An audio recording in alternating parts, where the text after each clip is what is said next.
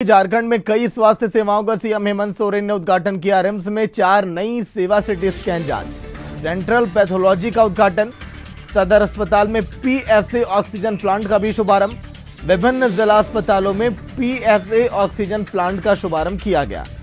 मुख्यमंत्री हेमंत सोरेन बुधवार को झारखंड में कई स्वास्थ्य सेवाओं का उद्घाटन किए। रिम्स में 4 नई सेवा सिटी स्कैन जांच, सेंट्रल पैथोलॉजी जैसा कि हमने जिक्र किया, ऑक्सीजन प्लांट भी है, कोबास मशीनें भी हैं जिससे कोरोना की जांच की जाएगी। अस्पताल में पीएसए ऑक्सीजन प्लांट का भी शुभारंभ किया गया।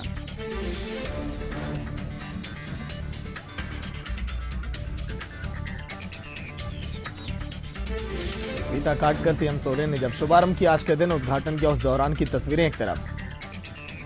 संवाददाता आकाश फोन लाइन पर पूरी जानकारी के साथ। आकाश, सीएम सोरेन ने आज के दिन बड़ी सौगातें दी हैं प्रदेशवासियों को। रिम्स सबसे बड़ा अस्पताल रांची का, वहां पर भी कई सौगातें। आकाश, पूरी जानकारी। जी देखिए, झारखंड का सबसे बड़ा अस्पताल रिम्स है। यहाँ पे ये बड़ा हॉस्पिटल इसलिए कह रहे हैं कि यहाँ पर सेवा व्यवस्था से लेकर सारे इक्विपमेंट, मशीनें, सारी व्यवस्था यहाँ उपलब्ध है। आज मुख्यमंत्री हेमंत सोरेन ने ऑक्सीजन प्लांट, जो कि कोविड काल में देखे होंगे कि ऑक्सीजन की कमी या फिर ऑक्सीजन लेट पर, ये रिम्स में अब ऑक्सीजन प्लांट लग गया। वहीं पे कोविड जांच करने के लिए एक बार में 10,000 और 1200 जो है एक बार में आप चेक, जो कोरोना चेक होता है वो कोरोना चेक करवा सकते हैं। इस तरह की 4 यूनिट जो है आज सुबह इसका फीता काट के उद्घाटन किया। जी चलिए आकाश, आने वाले भविष्य में कितना फायदा होगा हम लोगों को? जी देखिए, जो है ऑक्सीजन प्लांट अगर लग गया है अपने झारखंड में, तो शायद झारखंड के लोगों के लिए तो बहुत एक ये कहेंगे कि ऑक्सीजन मिल गया। ऑक्सीजन तो खैर है ही, इससे क्या होगा कि लोग जो है ऑक्सीजन की कमी से कुछ। बिल्कुल आकाश, आम जनता भी खुश होगी इन बड़ी सौगातों के बाद। शुक्रिया पूरी जानकारी के लिए। झारखंड के सबसे बड़े अस्पताल रिम्स में ऑक्सीजन प्लांट का उद्घाटन आज झारखंड के स्वास्थ्य मंत्री बन्ना गुप्ता ने किया। ऑक्सीजन प्लांट के उद्घाटन के साथ 10 न्यू एम्बुलेंस झारखंड को मिली।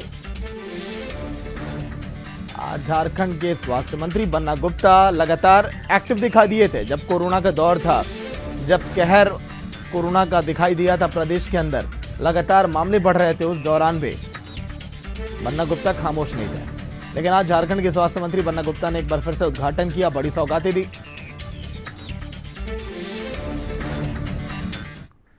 और यूपी के लखीमपुर खीरी कांड पर सीएम हेमंत सोरेन ने नाराजगी जताई है। झारखंड के सीएम हेमंत सोरेन ने केंद्र सरकार पर जमकर हमला बोला।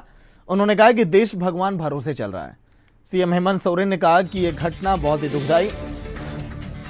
सीएम हेमंत सोरेन, जिन्होंने आज के दिन केंद्र पर हमला बोला लखीमपुर खीरी घटना के बाद, लगातार विपक्ष इस घटना को लेकर हमलावर है केंद्र पर, चाहे यूपी की सरकार पर। ये कहती हुई दिखाई दे रही है कि किसानों पर अत्याचार आखिर क्यों?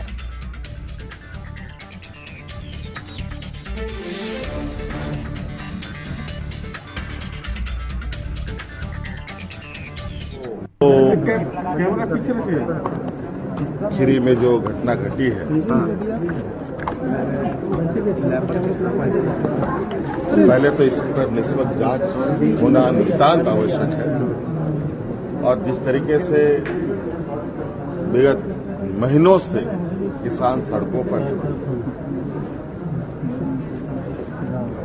और केंद्र सरकार के कान में जूं नहीं रेंग रही, एन केन प्रकार उनके मंत्री, उनके विधायक किसानों को अंगूठा दिखा रहे हैं।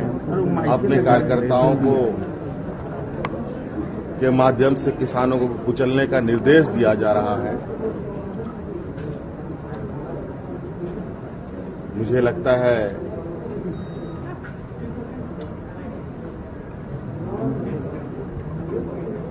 कि भारतीय राजनीति का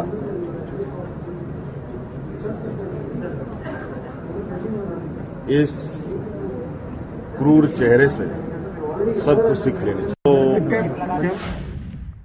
कोरोना वायरस से फैले संक्रमण के चलते छात्रों को भी बड़ा नुकसान उठाना पड़ा। उनकी पढ़ाई का काफी नुकसान हुआ।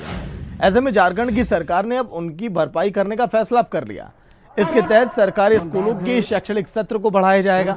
यह व्यवस्था साल 2024 तक के लिए रहेगी। नई व्यवस्था को इसी साल से लागू कर दिया जाएगा। प्रदेश में स्कूलों का एकेडमिक सेशन 1 अप्रैल से 31 मार्च तक होता है। झारखंड सरकार के निर्णय को देखते हुए इसमें बदलाव किया जाएगा। झारखंड सरकार ने अब इस नुकसान की भरपाई के लिए नई व्यवस्था का ऐलान किया। ऊर्जा विभाग हमने जो कदम बढ़ाए थे वो कदम थमे नहीं। लॉ कॉलेज झारखंड की सरकार ने जाति प्रमाण पत्र को लेकर एक आदेश अब जारी किया और कहा है कि आदिवासियों का जाति प्रमाण पत्र एक बार बनेगा और वो आजीवन मान्य होगा। इधर इस आदेश का आजसू पार्टी ने स्वागत किया। आजसू के नेता और पूर्व मंत्री रामचंद्र सहिस ने उपायुक्त से मुलाकात कर महामहिम राज्यपाल और मुख्यमंत्री के नाम एक पत्र लिखा, जिसमें मांग की है कि झारखंड में रहने वाले आदिवासियों के बाद सभी लोग जो झारखंड में निवास करते हैं उनका भी जातीय प्रमाण पत्र एक बार बने और आजीवन मान्य रहे, चाहे वो SC ST OBC हो या जनरल कैटेगरी के लोग ही क्यों ना हो। झारखंड में निवास करने वाले सभी झारखंडी हैं। इसी मांग को लेकर आजसू पार्टी ने उपायुक्त से मुलाकात की है। राज्य सरकार ने इस राज्य के जो निवासी हैं शेड्यूल्ड ट्राइब और शेड्यूल्ड ट्राइब के लिए जो जाति प्रमाण पत्र बनेगा एक बार बनेगा और आजीवन उपयोग में करेंगे, मान्य होगा। ये सरकार ने निर्णय लिया है। सरकार का इस निर्णय को आजसू पार्टी स्वागत करती है, सरकार को धन्यवाद देती है।